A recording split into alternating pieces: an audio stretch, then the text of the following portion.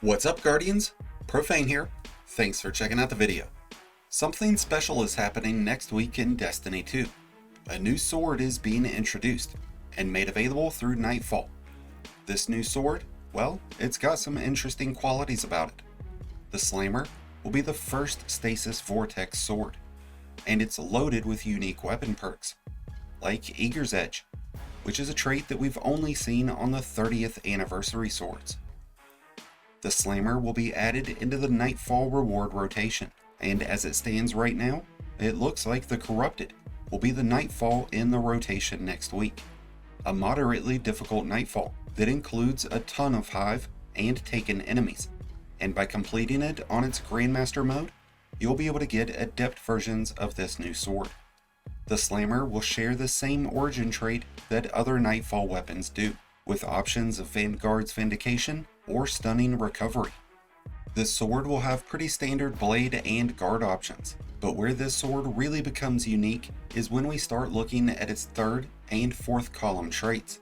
In the third column, we have Attrition Orbs, something that could be beneficial towards generating orbs during sustained damage phases, which would be able to trigger weapon surges and other abilities. There's also Relentless Striker, which will help regenerate ammo, Pugilist, which will help regenerate melee energy, and Thresh, which will charge up our super energy faster. But there's also Chain Reaction, a trait that's not too often found in the third column, so to have that on a Vortex Stasis Sword would be perfect when clearing out big groups of enemies. Stasis builds like the Renewal Grasp or the Stronghold will really have a fun time with this sword. But the biggest standout that I see with this sword is the inclusion of Eager Edge in the third column. This has been nerfed, and we now have skimmers, so having that mobility benefit that Eager Edge provides isn't as beneficial as it once was, but it's still a tremendous trait to have the option of. And if you've never given it a try, Eager's Edge can be a great benefit in the Crucible when you need to close the gap quickly.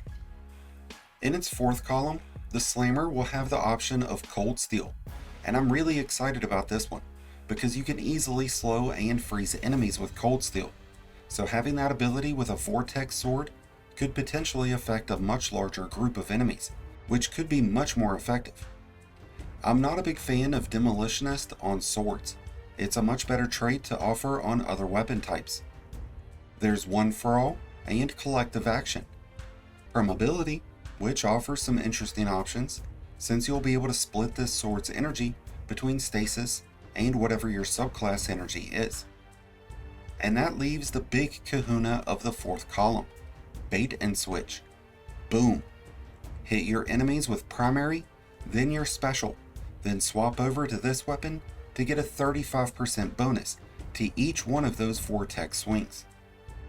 I can't wait to use this on Crota, or a number of other bosses in Destiny, because I think that this sword has the potential to really put up some big damage numbers. And you'll be able to pair it up with some very high-powered exotics, like the Aegir's Scepter or the Witherhoard. And to circle back around just a bit, I think one of the biggest impacts to the performance of this sword will be its ability to trigger health recovery, thanks to both of its origin traits.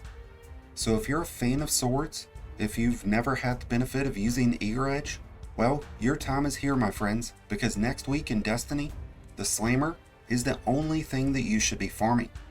And with that said, I wish you all the best of luck next week and throughout the rest of this season. Thank you as always for checking out the video. If you enjoyed and found it helpful, then be sure to hit that like button below, along with the subscribe button if you're new. Both are greatly appreciated and both really do help support the channel. I will be leaving a few different links to different builds that you can use to help you get through the Corrupted Lightfall, so be sure to check out those down in the description below. If you are new to Destiny, or a returning veteran looking for a new home, then be sure to check out the Discord link that's also down in the description. And until next time, Guardians, this has been Profane, wishing you all some happy hunting.